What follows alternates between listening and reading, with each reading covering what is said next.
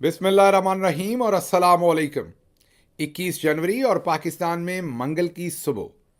आज अभी तक की अहम खबरें और मेरा तज्जिया। सबसे पहली खबर आपके सामने इस्लामाबाद हाई कोर्ट से रखते हैं, जहां पर chief justice justice Aamir Farooq और पाकिस्तान के टॉप मिलिट्री जर्नल्स ने नई पेशबंदी की है, बल्कि मोर्चाबंदी की है। जी हां, वहां पर दो नए जजेस अपॉइंट किए गए और फिर उन दो में से एक जज को फौरी तौर पर जस्टिस आमिर फारूक के बेंच में शामिल किया गया। यह खबर तो हम आपको दे चुके हैं। और मकसद इसका क्या है कि जब इमरान खान साहब की अपील आए तो यही बेंच सुने, कोई और बेंच इसको ना सुने। ऐसा क्यों किया गया, पहले तो आपको ये बताते हैं, और अब इसका तदारक क्या मौजूद है वो यहाँ से भी बताएंगे, और डायरेक्टली भी पार्टी के जो वकला हैं उनके सामने ये गुजारिश रखेंगे कि अब इस पेशबंदी को कैसे शिकस्त दी जा सकती है। किस्सा कुछ इस तरह से है कि इस्लामाबाद हाई कोर्ट में तकरीबन 8 जजेस हैं, जिनमें से 6 जजेस जो हैं वो तो खुलकर ये ख़त लिख चुके और बता चुके कि किस तरीके से पाकिस्तान की जो प्रीमियर इंटेलिजेंस एजेंसी आईएसआई है और दूसरी एजेंसीज किस तरीके से उनको, उनके अहले खाना को, वो भले बेडरूम्स के अंदर कैमरे लगाना हो या बाकी तमाम अगवा करना, तशद्दुद करना, धमकियां देना, उन तमाम कार्रवाइयों के बाद ये 6 जजेस बता चुके हैं कि उनसे ज़बरदस्ती फ़ैसले लेने की कोशिश की जाती रही है। ये तो खड़े हो गए, अब उनको तो ब्लैकमेल नहीं किया जा सकता उस तरीके से, या मर्ज़ी के फ़ैसले नहीं लिए जा सकते क्योंकि उन्होंने खड़े होने का फ़ैसला किया। उसके बाद जो 7वें जज हैं वो जस्टिस मियाँ गुल हसन औरंगज़ेब हैं। वो भी काफ़ी इंडिपेंडेंट हैं। कभी कभार शायद आपको कुछ ऐसा फैसला लगे जिसमें किसी मसलहत का काम ले लें, लेकिन अमूमी तौर पर वो भी इंडिपेंडेंट ही फैसले करते आ रहे हैं। तो पीछे रह गए जस्टिस आमिर फारूक अकेले।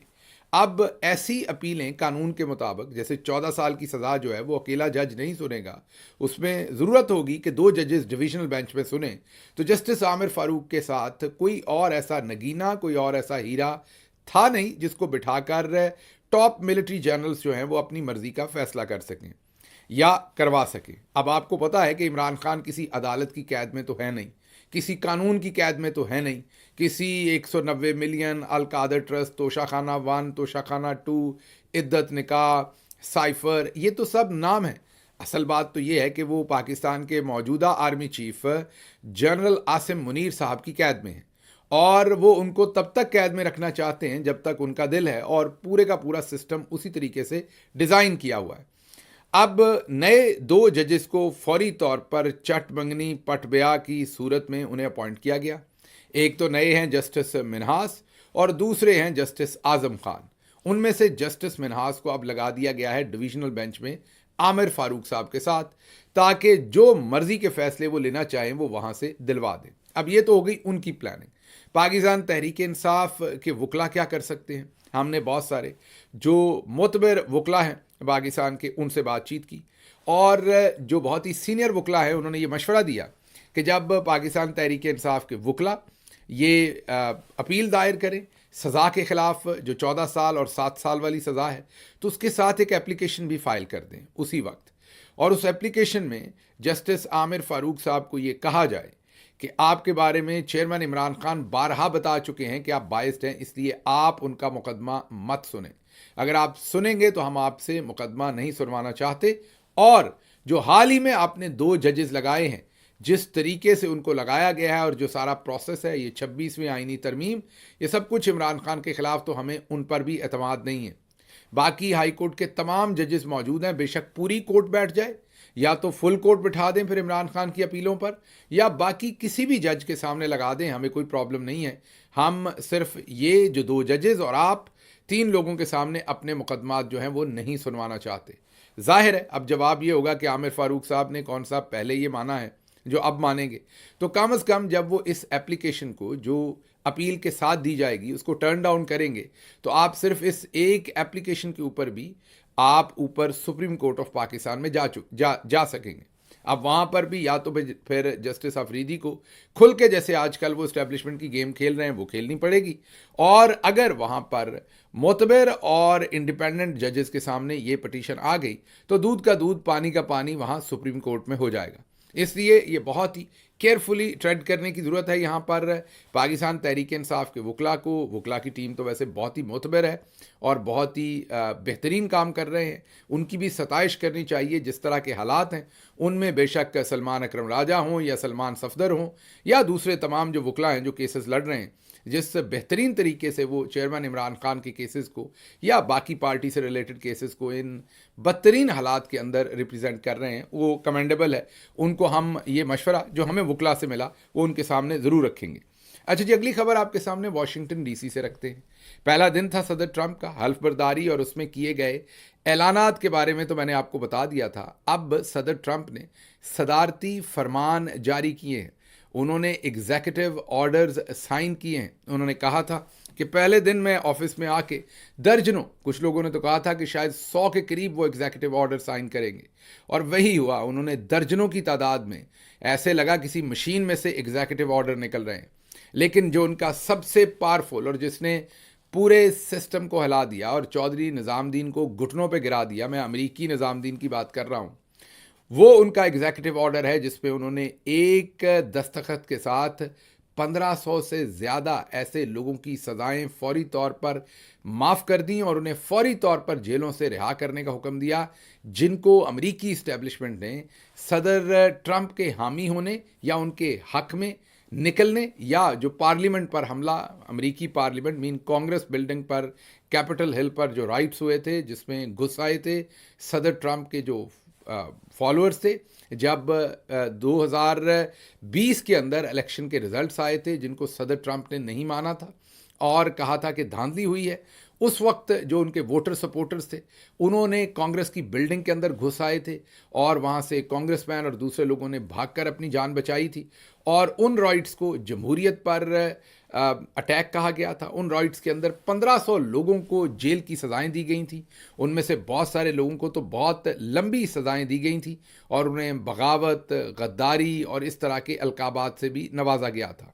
और अमरीकी इस्टेब्लिशमेंट ने इसके साथ साथ गालिबन 46 के करीब मुकदमे सदर ट्रंप पर भी बनाए थे और इस चीज़ का इत्मीनान कर लिया था कि अब सदर ट्रंप कभी भी जीत कर दोबारा शायद प्रेसिडेंट नहीं बन सकेंगे।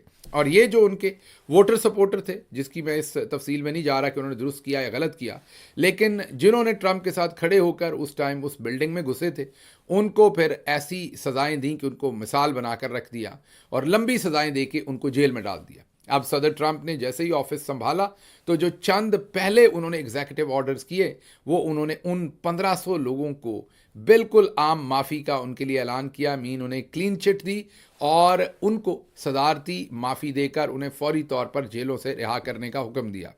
अब पाकिस्तान में तो आपको पता है रोबकारें फंस जाती हैं। रोबकार वो कागज़ होता है जब जज आपकी ज़मानत मंजूर करता है या रिहाई का हुक्म देता है तो फिर अदालती अमला एक गंदे से कागज़ पर, वो मैं गंदा इसलिए कह रहा हूँ कि वो एक बड़ा ही रद्दी सा कागज़ होता है, उसके ऊपर हाथ से लिख के एक रोबकार जारी करता है। अभी तक वो पुराना ही सिस्टम चल रहा है और उस रोबकार को, उस कागज़ को जेल खानाजात का जो डिपार्टमेंट है, मीन जेल होती है, उसके पास लेके जाया जाता है और वो फिर उस रोबकार को दर्ज करते हैं, उस अदालती फरमान को, और आपको रिहा करते हैं। तो वहाँ तो कई दिन रोबकारें ही फंसी रहती हैं और उससे पहले अगली अदालतों में अपील करके उस बंदे को जेल में ही रख लिया जाता है कई दफ़ा।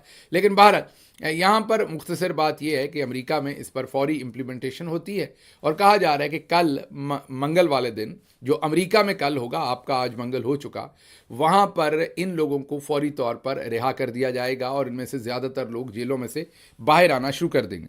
अच्छा, अब इस चीज़ की इम्पोर्टेंस आपके लिए क्या है? इस चीज़ की इम्पोर्टेंस आपके लिए ये है कि यही वो 6 जनवरी के मामलात थे जिनके बारे में ये कहा जाता था कि ये 9 मई जो पाकिस्तान में हुआ था, उन्हें ये जो राइट्स हुए थे 6 जनवरी को, जिनके बारे में ये कहा जाता था कि ये पाकिस्तान में जो चौधरी निज़ामुद्दीन और उनके टाउट से, वो हमेशा ये हवाला देते थे कि देखिए वो अमेरिका में भी सदर ट्रंप के हामी जब कांग्रेस में आ घुसे थे तो उनके साथ फिर क्या किया गया था और उनको भी सज़ाएं दी गई थी। तो 9 मई को जस्टिफाई करने के लिए, हालांकि अमेरिका में वहाँ की सिक्योरिटी एजेंसीज़ ने बिल्कुल भी 25 लोगों को उस दिन गोलियां मार के कत्ल नहीं किया था, लेकिन 9 मई को पाकिस्तान तहरीक इंसाफ के 25 लोगों को शहीद किया गया और जो कुछ सब कुछ हुआ वो आपके सामने है। मिलिट्री कोर्ट्स बनी और क्या कुछ हुआ। लेकिन आज अमेरिका ने और सदर ट्रंप ने उस मामले को हमेशा के लिए दफन कर दिया और इन 1500 लोगों को सदर ट्रंप ने सदारती फरमान देकर फौरी तौर पर जेलों से रिहा करने का हुक्म दिया है। अब मुझे समझ नहीं आ रही कि जो टाउट्स पाकिस्तान में इस सारे अमल को जस्टिफाई करते थे अब वो क्या करेंगे, अब वो 9 मई को जस्टिफाई करने के लिए कहाँ से बयानियाँ लाएंगे, क्योंकि अक्सर कांग्रेस के इन राइट्स का और जो इनको सज़ाएं मिली इसका हवाला दिया जाता था या इसके पीछे छुपा जाता था। दूसरा बड़ा इकदाम उन्होंने जो किया है वो उन्होंने इमिग्रेशन के ऊपर एक बहुत बड़ा क्रैकडाउन का ऑर्डर उन्होंने किया है। एक तो जो मैक्सिको का बॉर्डर है वहाँ पर बहुत सारे लोग आते थे और एक ऐप बनी हुई थी जिसके ऊपर वो अपनी रजिस्ट्रेशन करवाते थे। असाइलम सीख करना या सियासी पनाह या कोई भी चीज़ लेने के लिए उसके ऊपर वो अपनी एप्लीकेशन देते थे और फिर उनका नंबर लगता था और उन्हें जज के सामने अपीयर करवाया जाता था। ट्रंप ने आते ही वो एप्लीकेशन ही उड़ा दी है।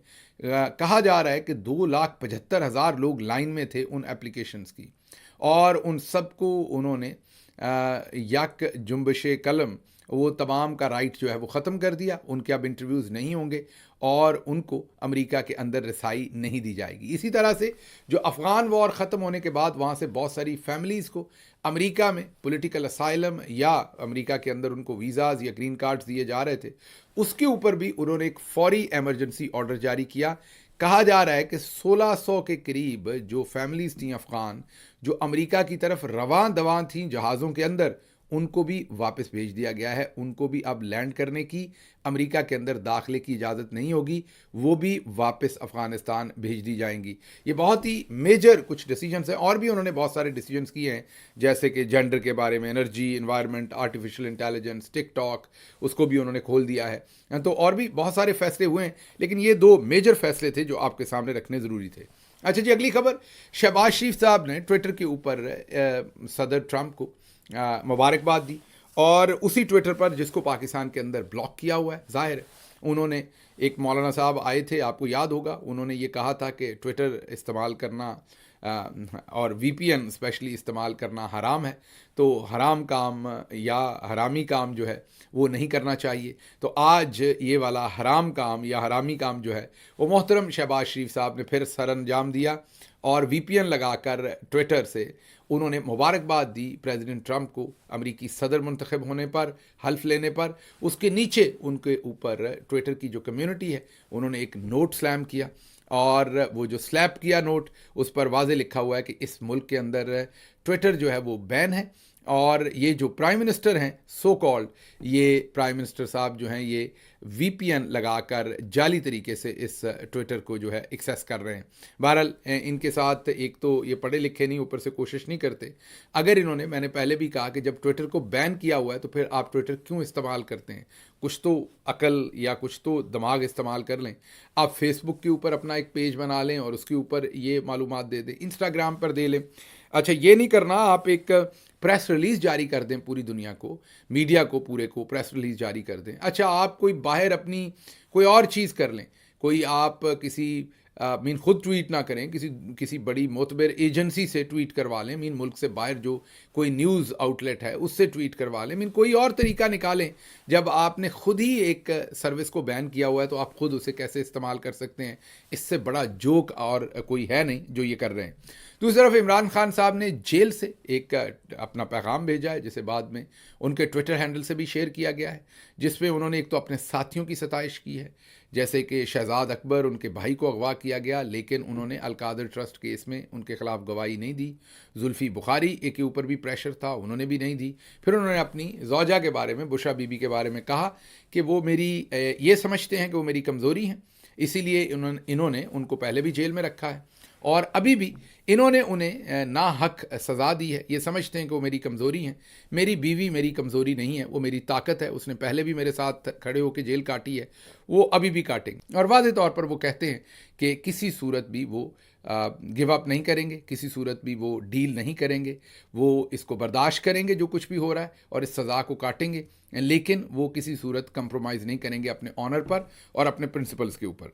अच्छा जी, एक किताब लिखी है साबिक जो पाकिस्तान के अंदर क्रिकेट बोर्ड के साबिक चेयरमैन थे, डॉक्टर नसीम अशरफ, और वो परवेज़ मुशर्रफ मरहूम की जो कैबिनेट थी, किचन कैबिनेट थी, उसमें वो शामिल थे, करीबी थे उनके।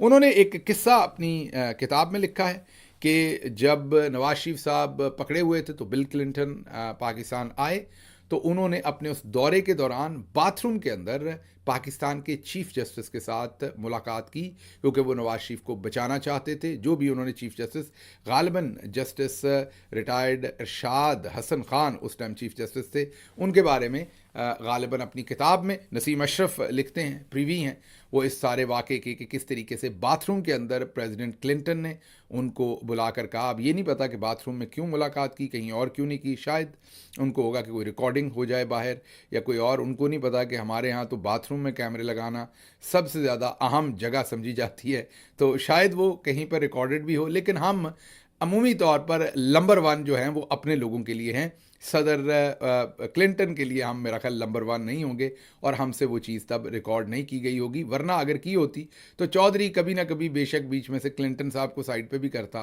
उस वीडियो को कभी ना कभी किसी ना किसी तरह से जारी करता, या फिर शायद चौधरी साहब के पास हो लेकिन चौधरी साहब को पता हो कि इनका टोटा जारी किया तो वो पता नहीं फिर चौधरी के अपने कौन कौन से टोटे जारी ना कर दें, मीन पुराने सारे चौधरियों के जो वाशिंगटन में जाके बातें करते रहें। इसलिए शायद फिर वो वीडियो अगर हो भी तो इससे इज्तनाब किया गया, क्योंकि मेरा नहीं ख्याल कि कोई बाथरूम होगा सरकारी एरिना में। अगर तो वो अमेरिकी एम्बेसी के अंदर ये मुलाकात थी तो फिर तो नहीं कहा जा सकता। बाकी तो जितने भी सरकारी इलाकों के अंदर बाथरूम होंगे उनको तो हमने बिल्कुल हमा वक्त महफूज बनाया होगा और हर वक्त आहनी आँख के साथ हम उनकी बिल्कुल मुकम्मल तौर पर निगरानी करते होंगे कि वहाँ चिड़िया भी पर ना मार सके, और उन बाथरूमों में होने वाली एक एक हरकत के ऊपर हमारी जो है वो अस्करी किस्म की नज़र होगी। तो इसलिए मेरा नहीं ख्याल कि वो वीडियो बची होगी, लेकिन देखते हैं क्या होता है। अच्छा जी, अगली खबर जो आपके सामने वो मरियम नवाज़ शरीफ साहबा गई हैं लिया में और वहाँ उन्हें सच्ची मोहब्बत मिली है। बाजी बहुत देर से सच्ची मोहब्बत, सियासी तौर पर मैं बात कर रहा हूँ, दोबारा औरत कार्ड ना निकाल लीजिएगा मेहरबानी करके, मेरी वो बहन है, बड़ा एहतराम करता हूँ उन्हें। मैं कह रहा हूँ कि सियासी तौर पर सच्ची मोहब्बत ढूंढ रही थी, फ्रस्ट्रेटेड थी, डेस्परेट थी, उन्हें सियासी तौर पर सच्ची मोहब्बत मुयस्सर नहीं थी, इसलिए कभी इसको जफ्फी डालती हैं, कभी उसको जफ्फी डालती हैं। आखिरकार उन्हें लिया में जाकर सच्ची मोहब्बत मुयस्सर आई है। क्या कहती हैं, सुनिए। आपने इतना प्यार दिया मुझे, आपकी तरफ से मुझे जो रिस्पांस मिला, आपको पता है मुखालिफिन, मैं रोज़ टीवी देखती हूँ तो मुखालिफिन ये कहने पे उनको समझ ही नहीं आ रही कि ये क्या हो गया है, वो ये और वो कोई वजह तलाश कर रहे हैं कि वो क्या कहें कि ये उनके सामने, honestly it is not less than a miracle. उनको समझ नहीं आ रही कि वो इस मोहब्बत को जो आपने मेरे साथ कायम कर ली और जो मेरी आपके साथ हो गई है, उनको समझ नहीं आ रही वो इसका क्या नाम दें। तो कल मैं टीवी देख रही थी तो वो कह रहे थे कि ये तो सारा कोरियोग्राफ्ड होता है, सारा स्टेज्ड होता है, ये सारा ड्रामा है, चंद बच्चों को इकट्ठा किया होता है, उनको सिखाया होता है, वो आके ये कर जाते हैं। तो मैं ये समझ रही थी कि इन बेचारों का कसूर नहीं है, इन्होंने झूठ में आंख खोली, झूठ में पले बड़े, झूठ में इस दुनिया से चले जाएंगे, इनको पता ही नहीं है सच्ची मोहब्बतें क्या होती हैं। आपने सुन लिया। अब आप में से बहुत सारे देखने वाले ये तनकीद करते हैं कि गिल साहब आप इनको क्यों शामिल करते हैं व्लॉग में, आप इनकी पब्लिसिटी कर रहे हैं, आप इनको बढ़ा चढ़ा कर। नहीं, ऐसा नहीं है। अगर मैं इनको बार बार आपको नहीं दिखाऊंगा तो आपको वो शहजाद अकबर साहब की स्टेटमेंट याद नहीं आएगी, जिसमें उन्होंने आपको, शहजाद अकबर साहब ने ये क्लेम किया था कि army chief general Asim Munir समझते हैं कि ये तकरीर बहुत अच्छा करती हैं और ये अपने आप को कैरी बहुत अच्छा करती हैं। तो फिर मैं आपको सिर्फ याद करवाता हूं कि जनरल साहब ने ये तोहफा हमें दिया है, काश ये तोहफा वो हिंदुस्तान या किसी और मुल्क के किसी सूबे को दे देते तो चले हम कम अज़ कम हंस तो सकते। आज हम इन पर हंसें तो ऐसा ही लगता है खुद पर हंस रहे हैं। एक 12.5-14 करोड़ के सूबे के साथ क्या मजाक किया गया है, ये अब जनरल साहब भी बता सकते हैं जिन्होंने इन्हें मुसल्लत किया है, हम तो बता नहीं सकते। अगली खबर ख्वाजा मोहम्मद आसिफ साहब का बयान है जी।